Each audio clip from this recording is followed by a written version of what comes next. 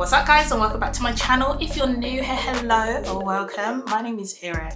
Alright guys, so today I'm going to be doing a little bit of a sofa chat, and granted, I ain't on my sofa right now. I'm in my bedroom. There's a lot of work's being done in my house at the moment, but the vibes are still the same. We're going to talk about a very interesting trend that I've been seeing recently, and that is basically people that are in entrepreneurships or perhaps full-time influencers moving back to traditional work or a 9-to-5. Over the last 6 months, I've been seeing it a lot. It's really interesting because you would have thought that a 9-to-5 has been really villainized in our society, especially amongst women and their perception of men. For example, if a man has a 9-to-5 or doesn't have a side hustle or is trying to be his own boss eventually, it's seen as a bad thing, or seen as they're not doing enough, they're not ambitious, they're not trying to get to the bag, etc. Going from that kind of narrative and that culture towards people coming back into more traditional forms of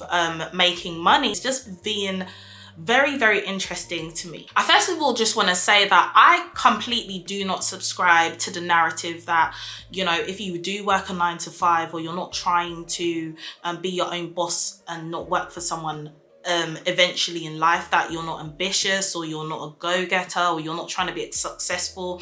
I don't subscribe to that at all. I think it really depends on a lot of factors, and more so, and that's what I'm going to get into in this video, there are so many benefits of a traditional 9-to-5 over entrepreneurship or going off and doing your own thing, which I think is being lost in society. So I just want to give everyone a reminder of that. But first of all, let's talk about why 5 years ago or so we did start this, or culture started this narrative of leave the 9-to-5. You can't be a slave for your employer forever. Like, where did that come from? I personally believe it just came from people being overly upset with the kind of work they're doing, especially if you're not working in an industry that you particularly find fulfilling. And then also, I think more importantly, when you are in a 9-to-5, typically there is a cap in terms of your salary. Unless you are going to be literally the owner or the CEO or the COO of that organization, it is unlikely you're going to get into the millions a year. I think that is what most people would like.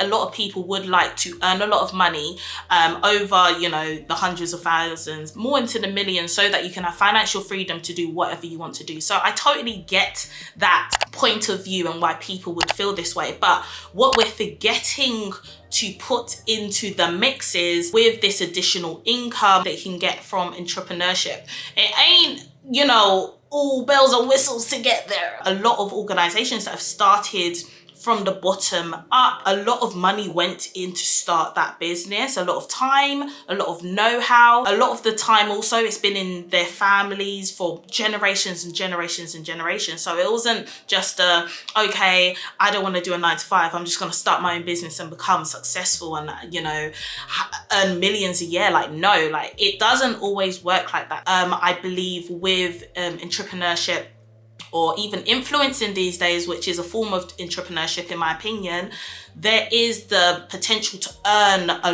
lot higher than a traditional 9-to-5. But can we also put our eye on the prize?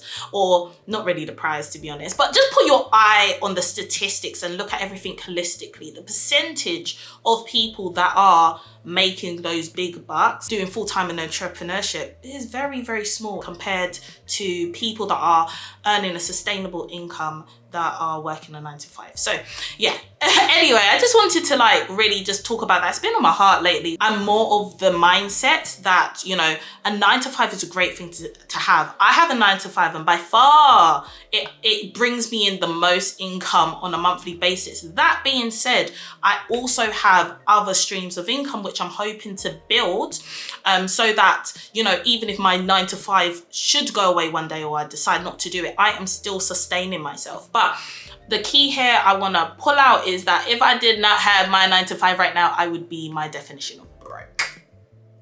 Yeah. broke. So I need my 9 to 5. So guys, please, I just want to encourage a lot of people. You might be feeling a lot of pressure from society or from your parents. Probably not your parents, to be fair.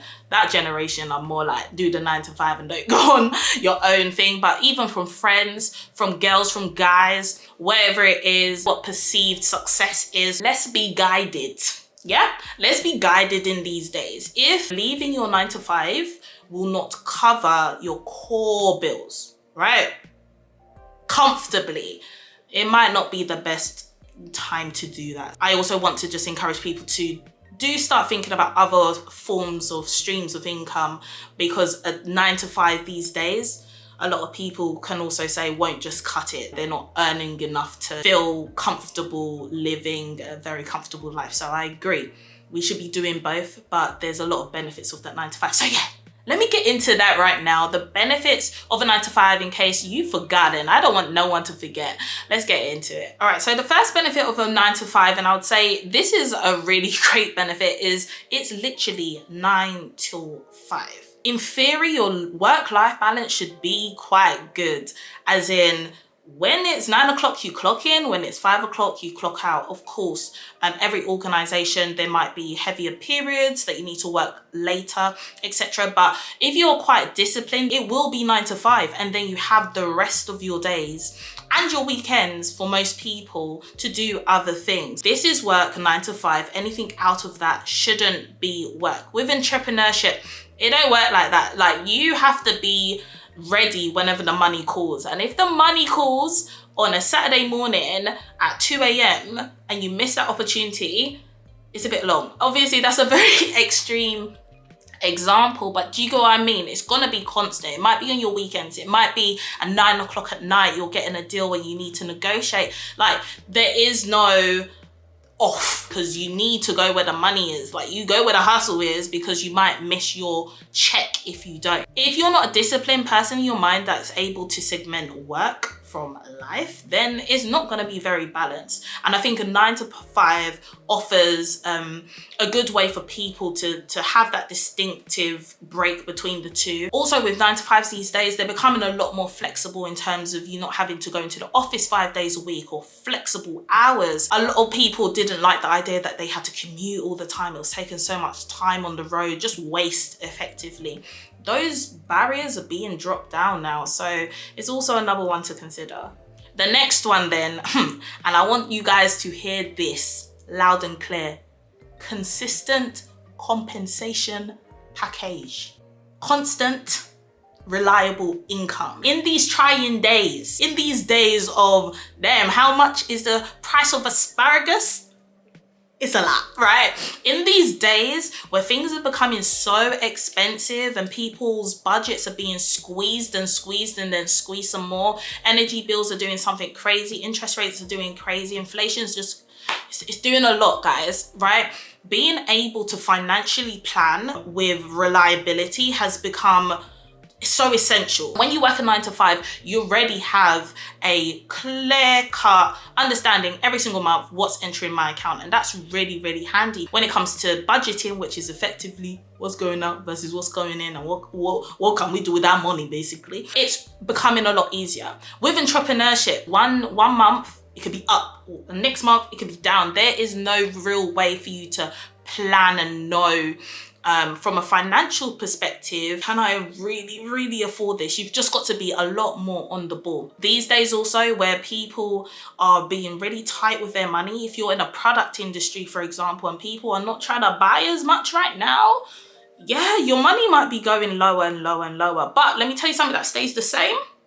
The bills stay the same. Every single month, that bill person gonna come. Having a reliable income that you can financially plan with, chef's kiss. So next, we're going to talk about the perks you get from 9 to 5 employment. And the perks I'm talking about is like sick pay, annual leave, maternity leave or paternity leave, healthcare insurance, and then also pension plans. All of these things that I've mentioned are so essential. if you decide to live life and just, you know, enjoy what you're doing, eventually one day, unfortunately, unless you're just completely just not gonna leave your house, you might fall ill. Now, if you fall ill when you're an entrepreneur and all the money is, you know, comes from your pocket, and if you don't go out and get that money, you don't get paid, then guess what? Even when you're ill, you're gonna feel the pressure to go out and go make that money. Whereas if you are working in a 9-to-5, they go pay you for a period of time, even if you're ill. And that's a great benefit. Same with maternity leave, paternity leave, annual leave as well.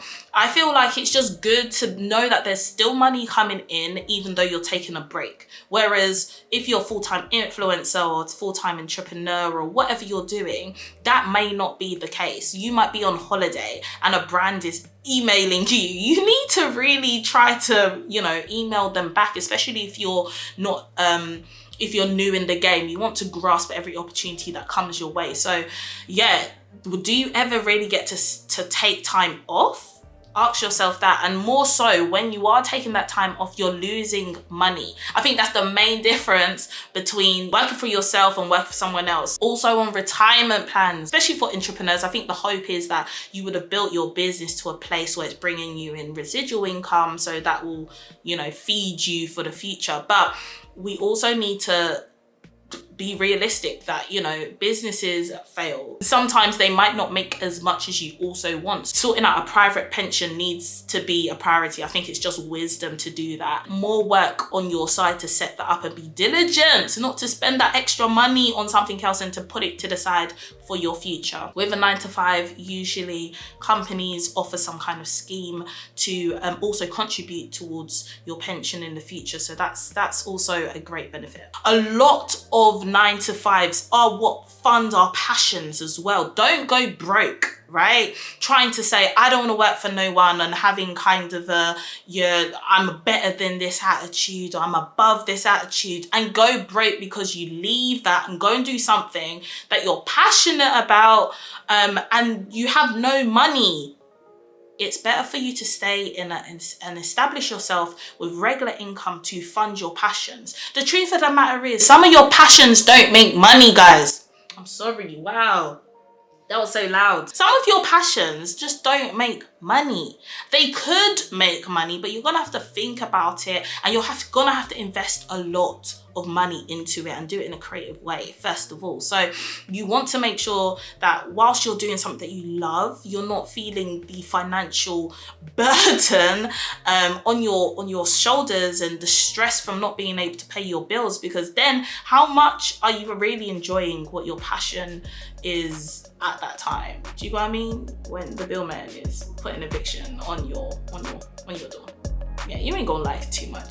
All right, guys, so that is it for this week's video. Just a little reminder of why the 9-to-5 ain't actually all bad. Like, we need to stop this narrative. Don't get me wrong, 100% pushing for multiple streams of income. And maybe I'll do a video on how I've started to build my multiple streams of income, because that also is not an easy thing. But I feel like in this society we live in right now, we cannot afford to not do that. We have to be having multiple streams for sustainability, also just so we can enjoy ourselves. Our 9-to-5 is good, but we don't just want good, we want great. Yeah, let's continue the conversations in the comments below. Do drop a comment below. Have you left the 9-to-5 recently? How's your experience? I would love to hear from you. If you're going back to the 9-to-5, yo, I would also love to hear from you. Like, why did you go back? Let me know. And until next time, guys, I'll talk to you soon.